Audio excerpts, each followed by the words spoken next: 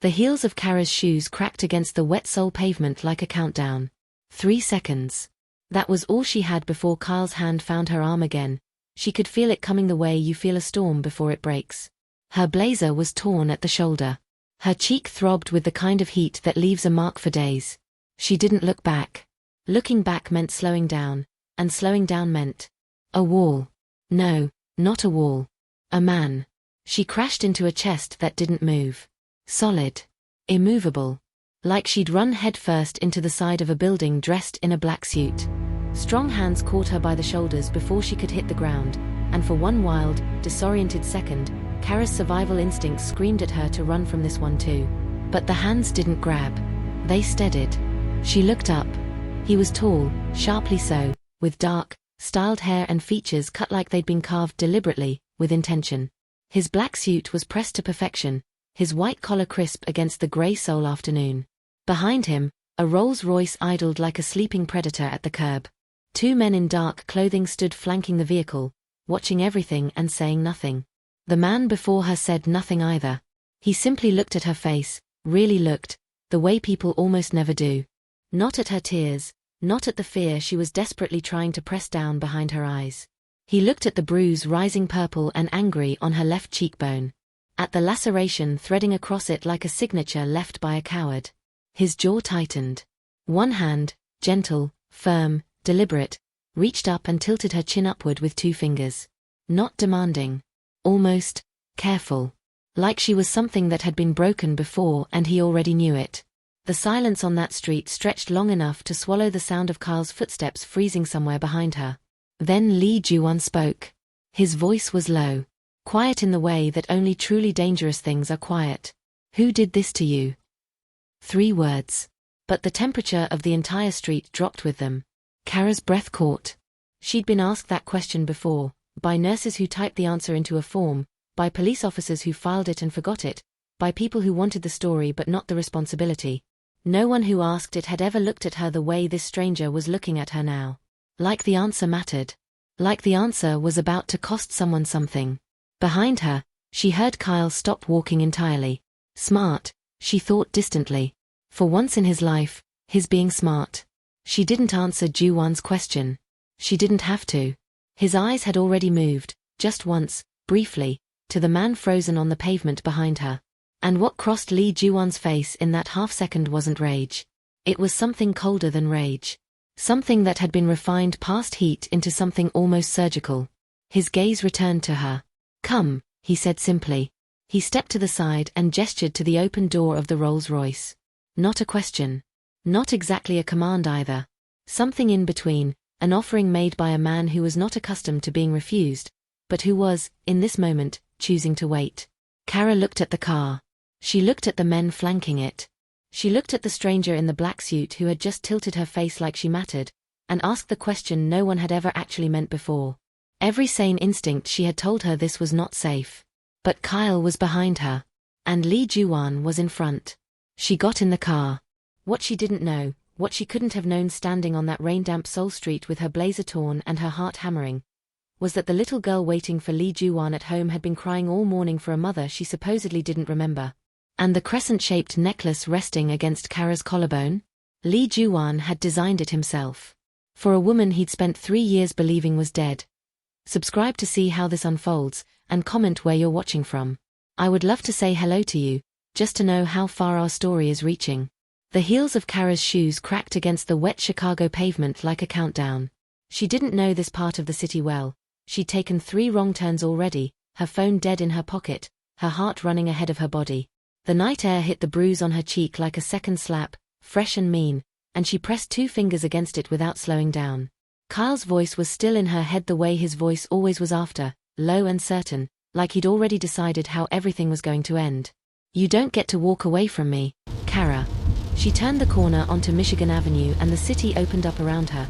Glittering storefronts, late-night pedestrians, the amber blur of headlights. For 1/2 second she felt the relief of crowds, of witnesses, of the ordinary world that kept existing no matter what happened behind closed doors.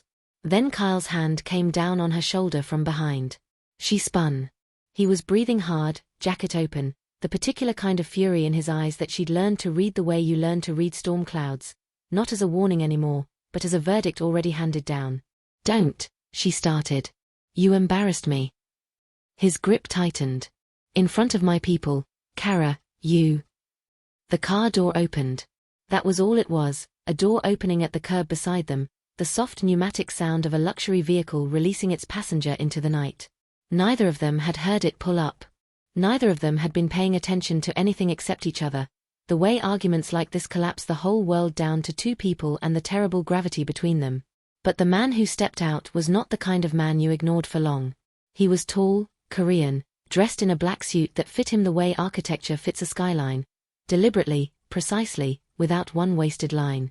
His dark hair was styled back from a face that was sharp in the way of a man who had made enough hard decisions that something of them had settled into his features permanently. He didn't look at Kyle first. He looked at Kara's face. At the bruise. At the laceration threading her cheekbone like a signature left by a coward.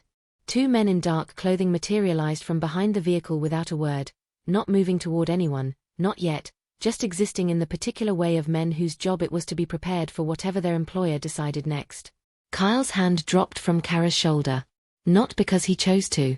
Because something in the quality of the silence made him let go before he'd consciously decided to. The man in the black suit took 2 steps toward Kara. Unhurried. He reached out, 2 fingers only, barely a touch, and tilted her chin toward the streetlight. He examined the bruise with the focused attention of someone cataloging a wrong that had been committed, the way an attorney examines evidence. Clinical and cold, and somehow, underneath both of those things, furious. His eyes moved to Kyle. Just once. Just long enough. Then he looked back at Kara and said, quietly enough that it almost got lost in the sound of traffic. "Who did this to you?" Kara had been asked that question before. By nurses who typed the answer into intake forms without looking up. By police officers who filed the report and lost it. By friends who asked it and then, when she answered, looked away first. This man was not looking away. "Come," he said, before she could answer. He stepped back and gestured toward the open car door, not with impatience, not with command, but with the particular stillness of a man who was extending an offer and had already decided she was worth extending it to. She looked at the car. She looked at Kyle, who was standing very still now, his eyes moving between the suited man and the 2 bodyguards with the rapid, calculating look of a person doing arithmetic about his own survival. Every sane instinct she had said this was not simple. That one danger did not cancel out another. That she did not know this man. But she knew Kyle. She got in the car. The door closed. Through the tinted glass, she watched the man in the black suit say something to Kyle. Quietly, privately, so close to his ear that it couldn't have been more than a sentence. Whatever it was, Kyle went pale in the way that people only go pale when they are being told something they believe. Then the man turned and got into the car beside her, and the driver pulled smoothly into traffic as if nothing unusual had occurred. The man did not look at her immediately. He looked forward, one hand resting on his knee, his face settling back into its composed default. "Lee Juwon," he said finally, by way of introduction. "You're safe." Kara looked at the city sliding past the window and said nothing, because she'd learned a long time ago that safe was a word people offered like a promise they had no intention of keeping. She wouldn't know if she believed him until she had more information. But she was in the car. And Kyle was on the sidewalk, growing smaller in the side mirror. For tonight, that was enough. The penthouse was on the 43rd floor of a building on Lakeshore Drive, and it was the kind of place that communicated wealth without trying, through the quality of the silence, through the way the city spread beneath the windows like something that had been arranged for viewing, through the particular hush of rooms that had never been furnished cheaply. Kara sat in a chair in a room she didn't know, in a building she hadn't chosen, with her hands folded in her lap and her chin held level because she had long ago decided that whatever else happened, she would not let anyone see her fold. A woman appeared, mid-40s, Korean, brisk and competent in a way that suggested she had been hired specifically for competence. She carried a medical kit. She introduced herself as the household nurse, Mrs. Beck, and asked if she could clean the wound on Kara's cheek. She asked it the way doctors ask, not as a question about willingness, but as a procedural notification. Kara nodded. While Mrs. Beck worked, Lee Juwon stood at the window across the room with his back to them. He'd shed the suit jacket. The white shirt beneath was rolled to the forearms. He was on the phone, speaking in Korean, his voice low and steady. Kara watched his reflection in the glass when he was turned away and found a man who held himself like someone who had learned to carry weight without showing it.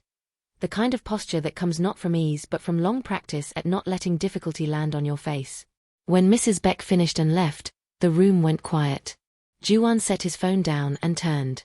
He crossed to the sitting area and took the chair across from her, not close enough to crowd, not far enough to signal indifference. He looked at her the same way he'd looked at her on the street, like the information her face contained was something worth reading carefully. "Do you have somewhere to go tonight?" he asked. "I'll manage," Kara said. "That wasn't what I asked." She met his eyes. They were dark and direct and without pretense, and she had the unsettling experience of being looked at honestly, which was rarer than it should have been. "No," she said, because lying to a man who had already seen her bruised and running felt like an effort in the wrong direction. "You'll stay here tonight." He said it simply, without the weight of obligation or the suggestion of anything other than what it was. "There are guest rooms. Mrs. Beck will get you what you need. Tomorrow we'll discuss the rest." "The rest," Kara repeated. "The man on the street." Something moved through his face, not anger, exactly, but its well-controlled older sibling. "He's done this before." It wasn't a question. Kara looked at her hands for a moment. At the knuckles, still slightly swollen from the last time she tried to defend herself. She'd thought about lying. About giving Juwon the version of the story where everything was manageable and she was fine and none of this was as serious as it looked. It was a story she'd told many times. She was good at it. "Yes," she said instead. Juwon nodded, once, like a man receiving a report he had expected but found no satisfaction in receiving. He stood. "Then we have tomorrow to be useful. Tonight, rest." He moved to leave the room. "Why?" Kara asked before she'd decided to. He stopped. Turned. "Why are you doing this?" she said. "You don't know me." Juwon considered the question for a moment with the expression of a man who found it genuinely worth considering. "Someone left a mark on your face," he said finally, "and then followed you into the street to do it again." He paused. "I don't need to know you to know that shouldn't happen." He left her with that. Kara sat alone in the quiet room, the city glittering 43 floors below, the bruise on her cheek beginning to dull from sharp pain to a deep, settled ache. She breathed. She counted the lights outside the window because it gave her hands something to anchor to. She did not feel safe, exactly, but she felt something she hadn't felt in long enough that it took her a moment to name it. She felt like someone had decided she was worth protecting. She was not sure yet what to do with that. She suspected it would complicate things considerably. She met Swa the next morning. It happened without announcement, without preparation, the way things that matter often do. Kara had come downstairs following the smell of coffee and found the kitchen already occupied by a small girl perched on a stool at the island, very seriously drawing something on a piece of paper with a purple crayon. Swa was 4 years old. She had her father's sharp features softened by childhood into something rounder, more luminous, and she wore her dark hair in 2 uneven pigtails that suggested either a child's self-styling attempt or a father doing his best. She had the look of a child who spent a great deal of time in her own head. The quality of focus she brought to the crayon drawing was the focused, private quality of a child entertaining a rich interior world. She looked up when Kara walked in. For a moment they regarded each other across the kitchen. Most children, Kara had found, needed time. They circled strangers gradually, by degrees, working up to contact through a series of cautious approaches and retreats. It was sensible. It was self-protective. It was what children with good instincts did. Swa slid off the stool. She crossed the kitchen directly, without hesitation, without any of the usual warming-up period, and stopped in front of Kara and held up the drawing. It was a picture of 2 people, one small, one taller, holding hands under a large yellow sun. Kara looked at the drawing. Something moved through her chest, slow and seismic, like the first shift of something that had been still for a very long time. "Is that you?" Kara asked, pointing to the small figure. Swa nodded. "And that's..." Kara gestured to the taller figure.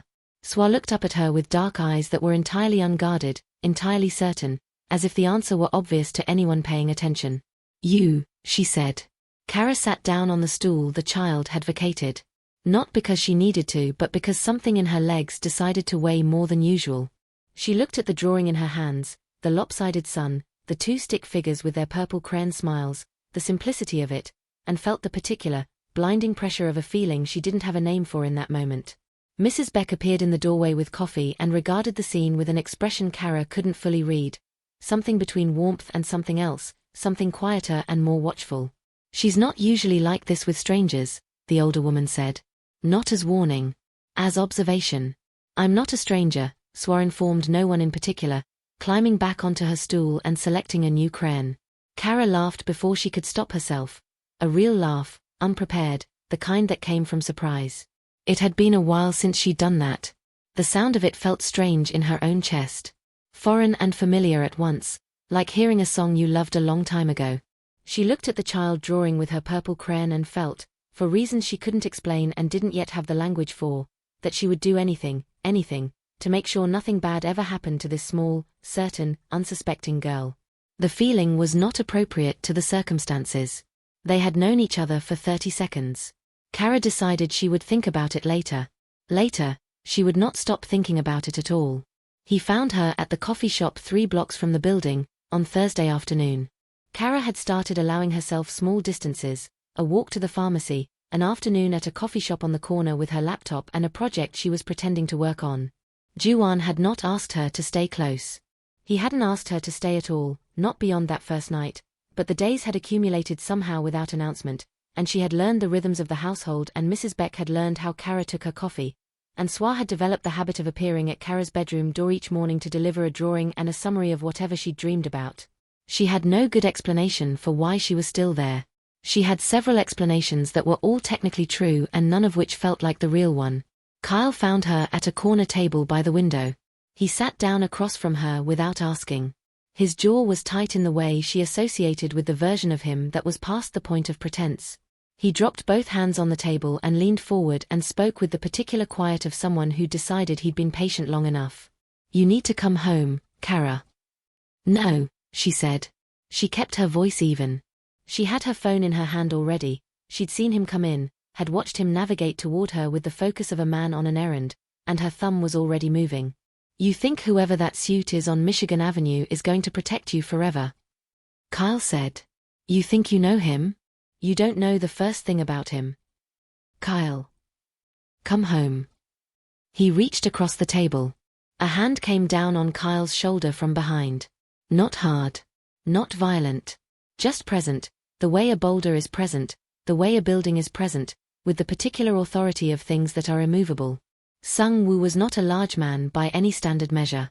He was compact, quiet-faced, Korean, dressed in a dark jacket that he wore with the easy indifference of someone who did not need clothing to communicate what he was. He was Juwon's head of security, and Kara had learned in the days she'd spent in the building that Sung-woo didn't raise his voice. He didn't need to. He had the particular quality of a person who dealt in finality. He said nothing to Kyle. He simply stood there, one hand on Kyle's shoulder, and waited. Kyle looked up at him. He did his assessment rapidly, the way cornered animals assess their options, and arrived at whatever conclusion the arithmetic suggested. He stood. He straightened his jacket. He looked at Kara with the kind of expression that was supposed to communicate that this wasn't over, that she should understand this wasn't over. "You can go," Sung-woo said. Conversationally. Helpfully. Like a man providing directions. Kyle went. Sung-woo took the vacated seat and folded his hands on the table and looked at Kara with an expression that was about as readable as a closed door. "Mr. Lee would like to know if you're all right," he said. "Tell him I'm fine," Kara said.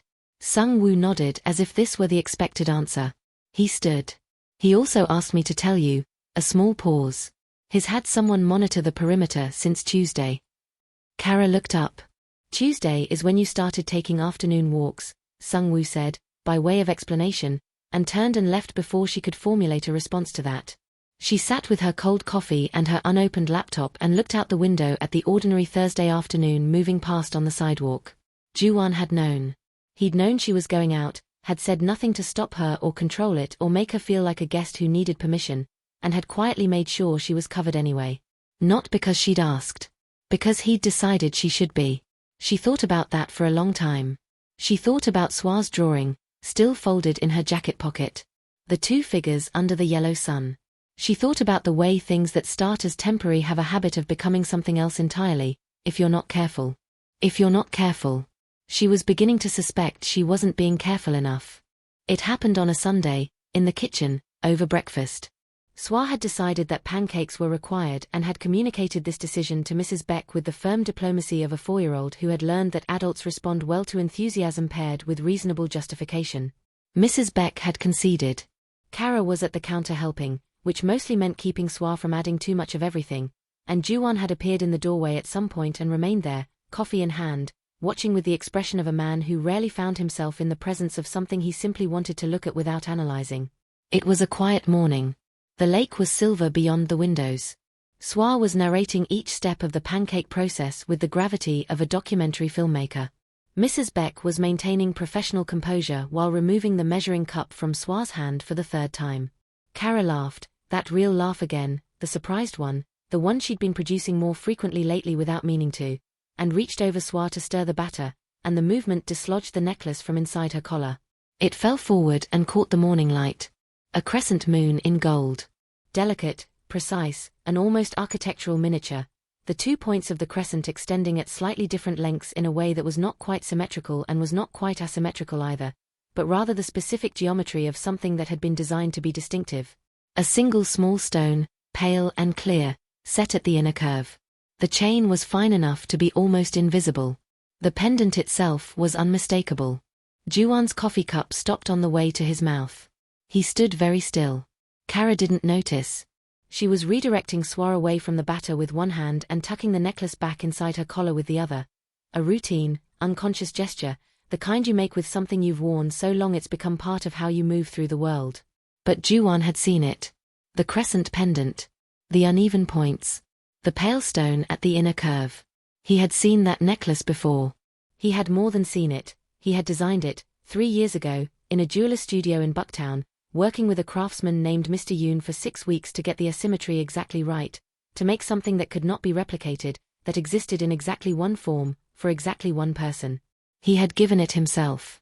He had clasped the chain himself, at the nape of a neck, in a moment he could place as precisely as a date on a calendar. He had seen it last in a photograph. A photograph taken at a hospital in South Africa. A photograph in a file he'd received 3 years ago alongside a death certificate and a report he'd spent every month since trying not to think about. His hands were steady. His face was steady. He was very good at steady.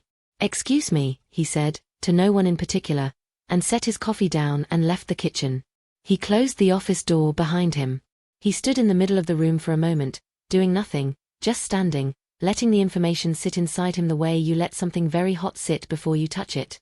Then he picked up his phone and called Mr. Yoon. "The crescent piece," he said when the jeweler answered. "The one I commissioned 3 years ago. You made one. Only one." He needed to hear it confirmed. He needed to hear it from the man who'd made it. Mr. Yoon was quiet for a moment. "Yes, Mr. Lee. One piece only. As you specified. I have the original drawings on file. Has anyone ever come to you asking for a copy? A reproduction?" "No, sir. Never."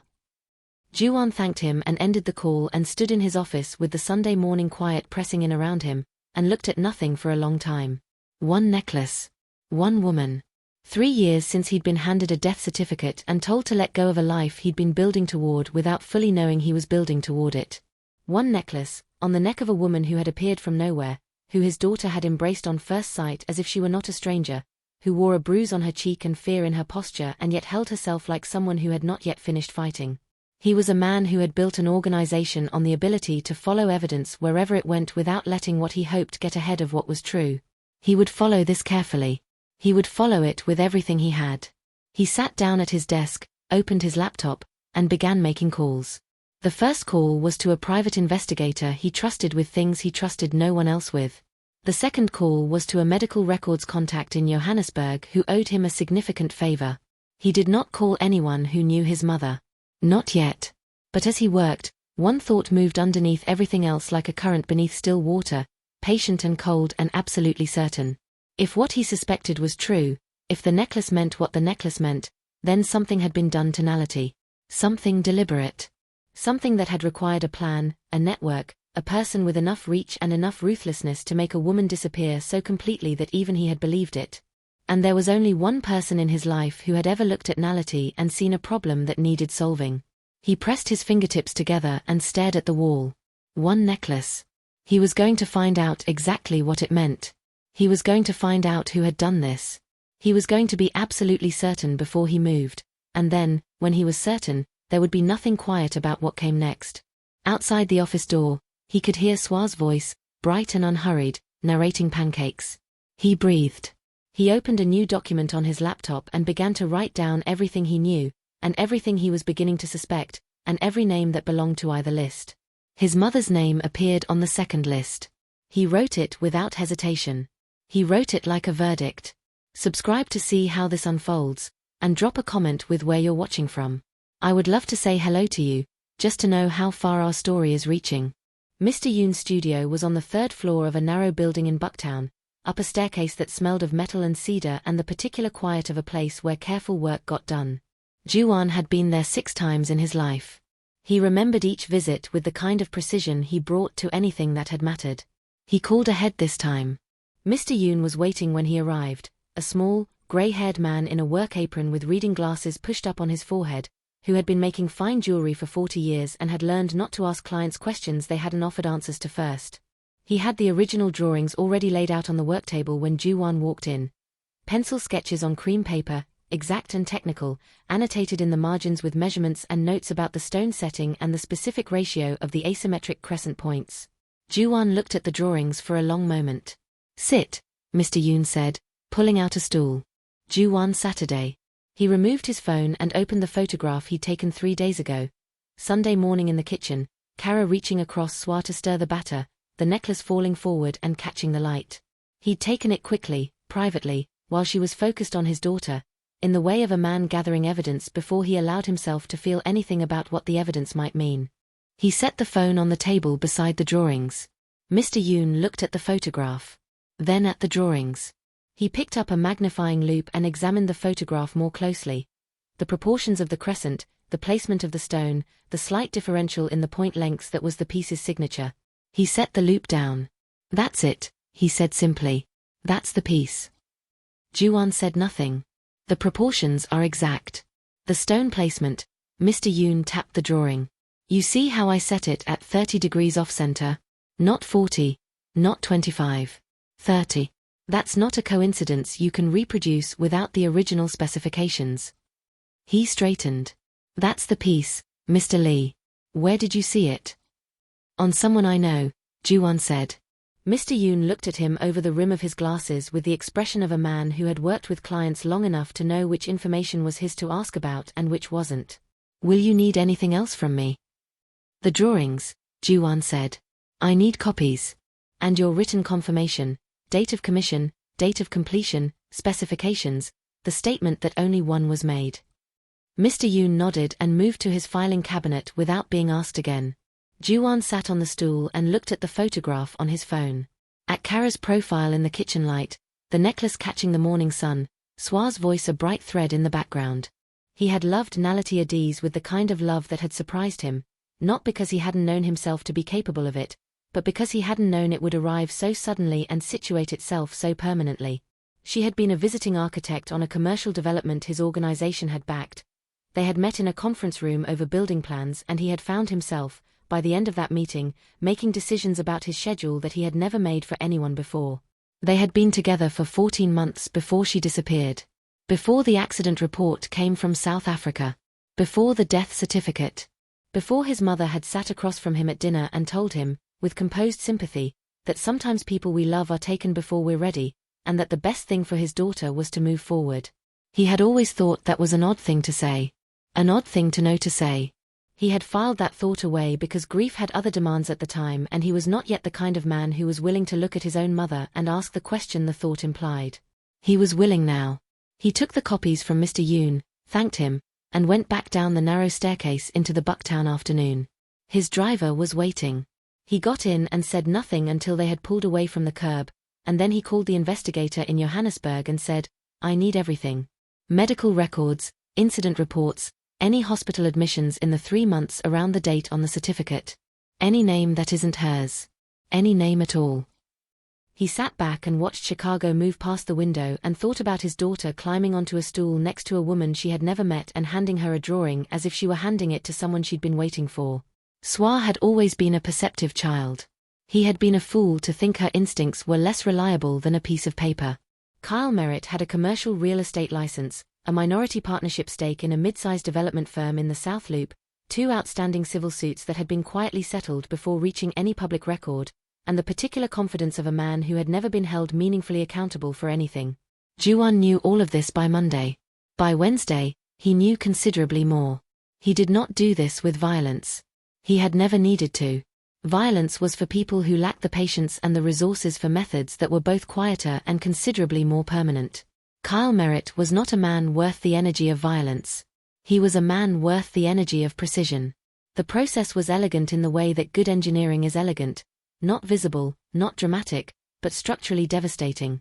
Juwon's attorney contacted the Illinois Department of Financial and Professional Regulation with documentation of 3 licensing irregularities that Kyle's firm had been managing quietly for 2 years. The documentation was accurate. Juwon had not fabricated anything. He had simply ensured that what existed was seen by the right people at the right time. A license review was opened. The investigation would take months. The license, in the meantime, was suspended pending review. The partnership stake was easier.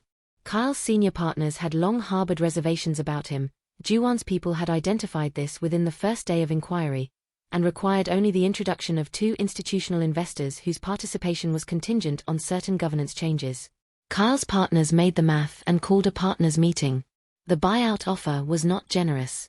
It was, however, the kind of offer made by people who already knew you would eventually need to take it. The civil suits, now unsealed through a request Juwon's firm submitted as a related procedural matter, became a matter of public record on Thursday morning. By Thursday afternoon, Kyle Merritt had received calls from 3 journalists. None of this touched Kara. None of it required her name or her testimony or her presence in any document. She would not have to stand in a room and tell her story to people who might or might not decide it was worth believing. She would not have to prove anything. She would simply, quietly, never have to look over her shoulder on Michigan Avenue again. Sung-woo reported to Juwon on Friday that Kyle had applied for a real estate license in Phoenix. Juwon read the report. "Let him go," he said. Sung-woo nodded once and left. Juwon did not tell Kara any of the specifics. He told her only, on Friday evening while Swa was asleep and the apartment was its nighttime quiet, that the problem had been addressed and that she would not see Kyle Merritt again. Kara looked at him from across the living room with an expression he'd been cataloguing since Sunday. The one that appeared when he did something she hadn't predicted, when he did something that required her to revise whatever model she'd been building of who he was. She had that expression with some frequency. He found, to his own mild surprise, that he didn't mind it. "You don't need to tell me how," she said. "I'm choosing not to ask." "That's sensible," Juwon said. She almost smiled. It was a small, private thing that she kept close, and he had learned not to remark on it, because the moment he did, she redirected it somewhere else, the way people protect things they're not ready to share. He understood that instinct. He lived inside it himself, most days. He let it be. "Thank you," she said. Quietly, like the words had some weight she was being careful with. He nodded once and looked away, because he was carrying something considerably larger than the dismantling of Kyle Merritt's professional life, something he was not ready to place in front of her yet, something that required certainty before it required anything else. The Johannesburg contact had not called back yet. He waited. The park was Swa's idea, as most things were. She had presented the proposal over breakfast with the organized enthusiasm of a child who had clearly been planning it for some time. The park with the fountain, the one with the ducks, she wanted to feed the ducks, she needed bread, could they go today, was it going to rain, she didn't want it to rain. It was not going to rain. Juwon looked at the clear October sky over the lake and said yes, they could go today. He noticed, without remarking on it, that Swa's invitation was directed at both of them. Not at him and then Kara as an afterthought. Both of them, simultaneously, as a single unit, in the way children operate when they've decided something about the adults around them and see no reason to be subtle about it. They walked to the park 3 blocks east, Swa between them, holding one hand from each with the relaxed authority of a child who had arranged the world to her satisfaction and expected it to remain that way. It was a Saturday and the park was occupied with the particular weekendies of a city that had remembered it had green space, dog walkers, joggers, a group of older men playing chess at the concrete tables near the fountain. Swa located the ducks with immediate certainty and redirected toward them with a velocity that required Juwon to lengthen his stride. Kara laughed beside him, that real laugh, the one that still came out of her slightly surprised at itself, and followed, and Juwon fell half a step behind in the comfortable way of a man who had stopped needing to be first into every room. He was watching them, Swa crouching at the edge of the fountain path, distributing bread with the careful equity of a child committed to fairness between ducks, Kara crouching beside her, narrating the ducks' competing claims with a dry, gentle wit that had Swa convulsing, when the wind shifted. Kara's natural hair was pulled back into a loose bun at the nape of her neck, and the wind moved a few loose strands across her collar, and she reached up to push them back, and the movement exposed, briefly, the left side of her neck just below the hairline. Just above the collar of her jacket. A small mark, irregular, the color slightly different from the surrounding skin. The particular shade variation that comes not from sun but from birth. Three-lobed, irregular, about the size of a thumbnail. Like a small, uneven clover. Juwon stopped walking. He had last seen that birthmark in a photograph he kept in a locked drawer in his office, in a folder he opened perhaps twice a year, each time arriving at the same absence and the same grief and the same determined closing of the drawer. A photograph taken on a rooftop in the South Loop on a warm June evening, Nality's head turned to the side, laughing at something off camera, the birthmark visible just above her collar. He stood on the park path and felt the world rearrange itself very quietly around him. Not the necklace alone. The necklace and the birthmark. The necklace that only one person had ever worn and the birthmark that only one person had ever carried, and the daughter who had walked up to this woman on the first morning and given her a drawing of the two of them holding hands under a yellow sun. His daughter, who had never met her mother. Who had been told, at an age too young to understand what told meant, that her mother was not coming back. His daughter, who had apparently known something the rest of them hadn't. Kara turned and looked back at him. He had gone very still and she'd noticed, because she was the kind of woman who noticed things, who had learned to notice things as a survival mechanism and couldn't turn it off even when she was happy. "You okay?" she called. "Fine," he said, and it was almost true. He watched her turn back to the ducks and to Swa. He breathed through the enormous, careful thing happening inside him. He was a man who had learned to hold information without letting it move him until the time was right. He was very good at that. He had never been tested quite like this. The Johannesburg contact needed to call back tonight. Tonight, not tomorrow, because the necklace and the birthmark together were enough to make him certain, but he needed the documents. He needed the proof. He needed to understand what had been done and by whom and in what sequence, before he could do anything else.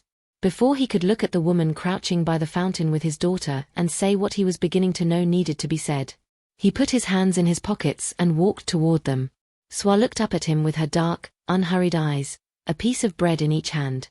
"Daddy, that duck has more than the other ones," she said seriously. "Is that fair?" "No," Juwon said. "We should fix that." He crouched down beside them, and the three of them redistributed the bread with careful, democratic attention, and the ducks were indifferent to justice but ate everything anyway, and Juwon sat in the particular perfection of that moment and let himself feel the full weight of it. Not yet, he was not ready to act yet, but he would let himself feel it. He let himself feel it. The file arrived at 11:47 on Saturday night. Juwon was in his office. He had been in his office since they returned from the park, since Swa was put to bed, since the apartment had settled into its night quiet. Kara had stopped by the door at 10 to say goodnight and had looked at him with the measuring expression she still wore sometimes, the one that asked questions she hadn't decided to voice yet, and he had said goodnight in a way that was steady and normal and revealed nothing, because he was not ready. He needed the file first. When the encrypted email arrived from Johannesburg, he opened it with the focused stillness of a man who had made a practice of receiving difficult information without flinching. The contact, a hospital administrator at a private clinic in Cape Town who had worked with Juwon's organization on a separate matter 3 years prior and owed him a debt he'd been waiting to collect, had sent everything. Medical records. Surgical records. Incident report. Transfer documents. A sworn statement from a nurse who had retired 18 months ago and had been, apparently, waiting for someone to ask. Juwon read it from beginning to end without stopping. Then he read it again. The incident report described a car accident on a coastal road outside Cape Town. A single-vehicle collision, late night, a rental car registered under a name that Juwon recognized as one of several aliases associated with a logistics company he'd been trying to trace for 2 years. a company that, when he'd had it investigated, had come back to a holding entity registered in Delaware that had come back, after 3 more steps, to a family trust. His mother's family trust. The medical records described a woman brought to the clinic in critical condition. Extensive facial trauma. Broken orbital bone. Fractured jaw. The kind of damage that required reconstruction, months of it, careful and iterative, and that would, when healed, produce a face that resembled the original but was not identical to it. A face that could live in the world under a different name without casual recognition. The patient's name on admission was listed as a Jane Doe, and then later amended to a name Juwon didn't recognize. But the blood type was Nalites. The age was Nalites.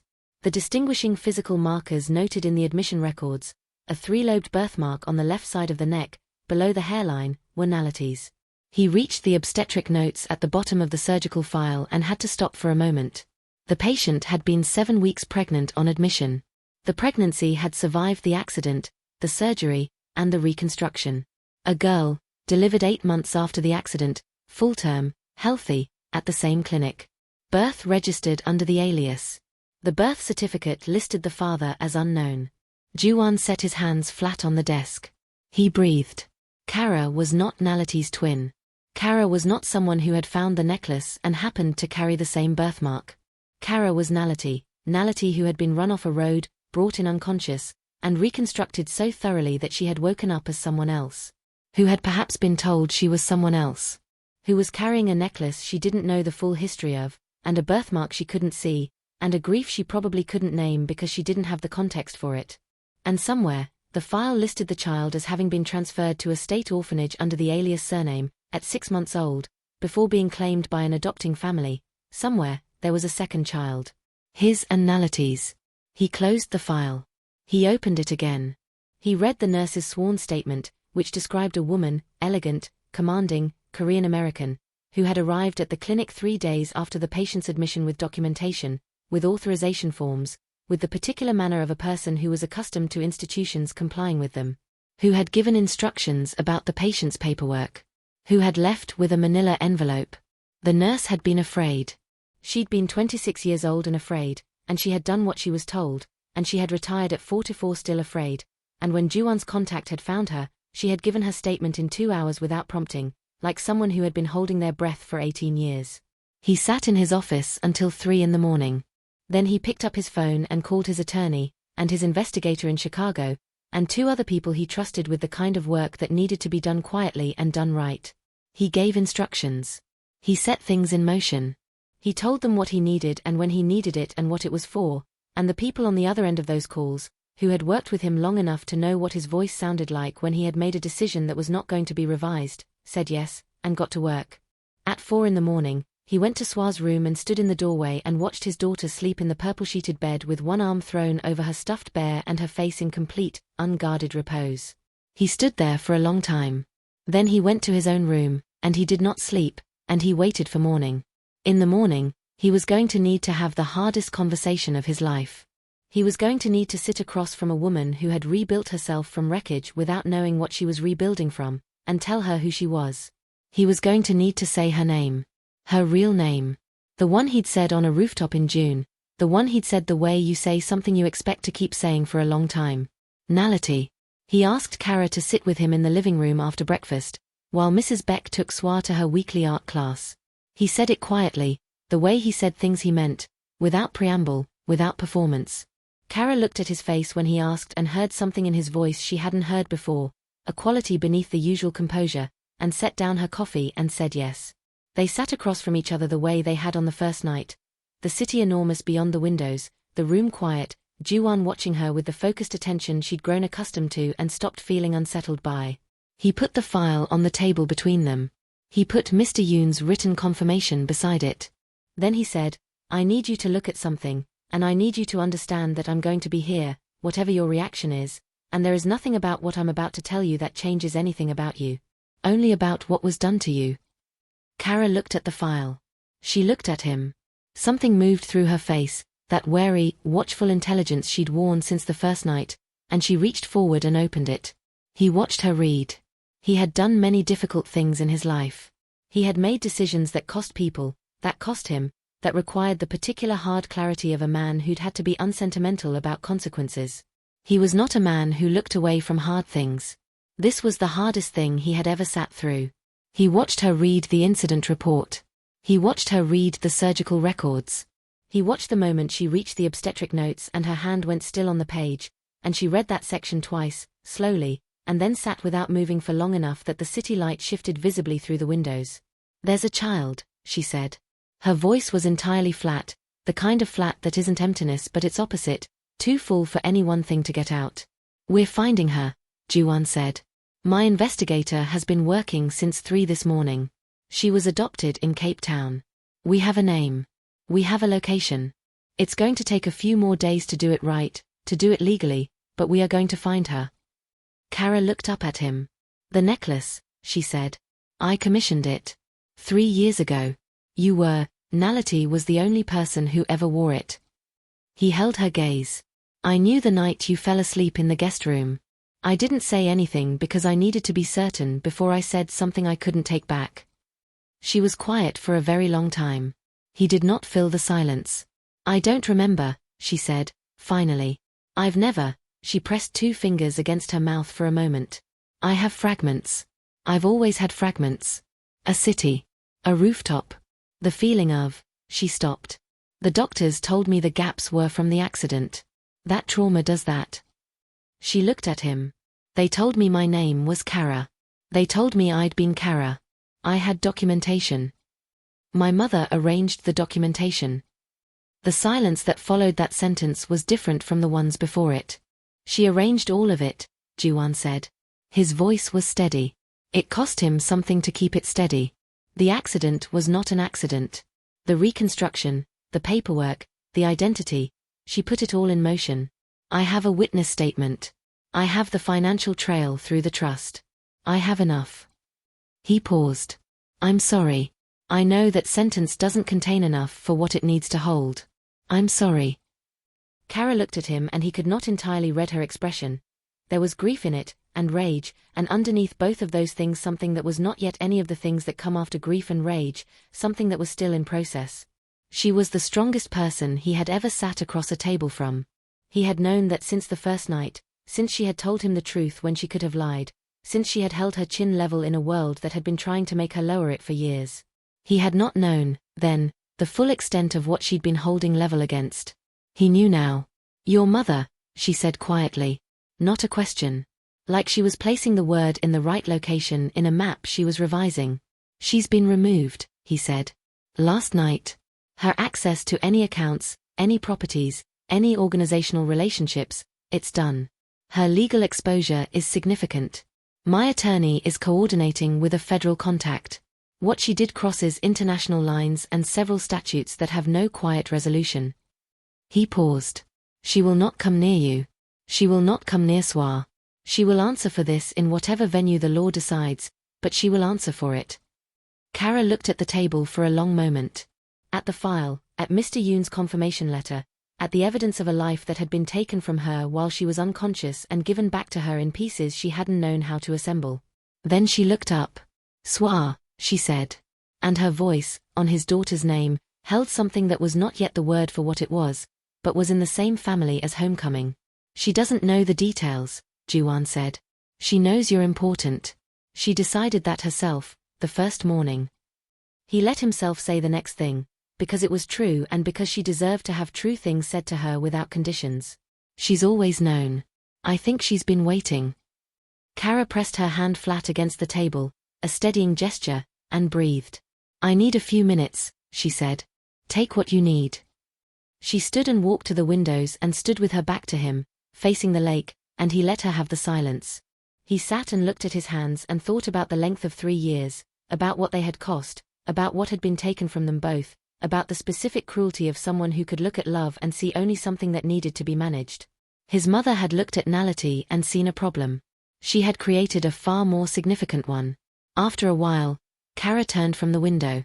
Her eyes were wet but her chin was level, as it always was, as he suspected it always would be. "I want to know everything," she said.